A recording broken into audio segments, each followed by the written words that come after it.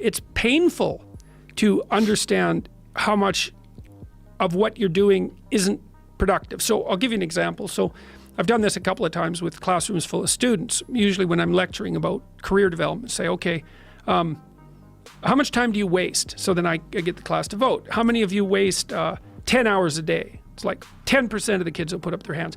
And it's interesting because I don't define what constitutes waste. I just ask the question. So they're diagnosing themselves, right? I'm not saying you're wasting 10 hours a day.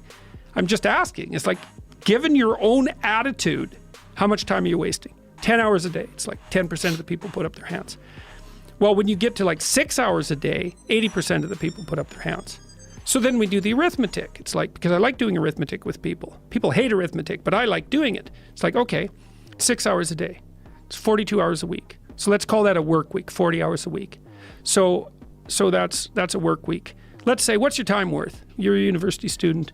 Well, it's certainly worth minimum wage, because obviously, but it's worth way more than that, because if you spend a productive hour when you're 20, then you gain the benefits of that hour for the rest of your life. So there's the compounding effect of time spent when we were young.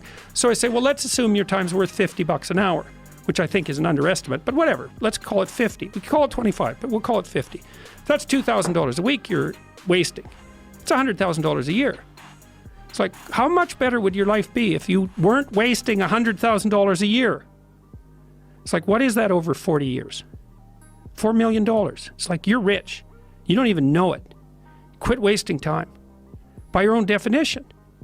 It's like people shake their heads like, oh, I never thought about it that way. It's like, yeah, think about it that way. Don't waste your damn life. And then you think, well, why would people be resistant to that message? It's like, well, you really want to wake up and figure out that you're wasting half your life?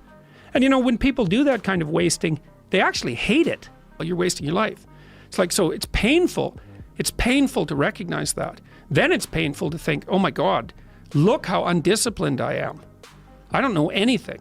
I can't use a schedule. I can't stick to a calendar. I don't have any aims.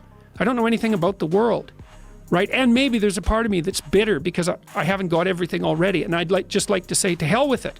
That's the recognition of the Jungian shadow.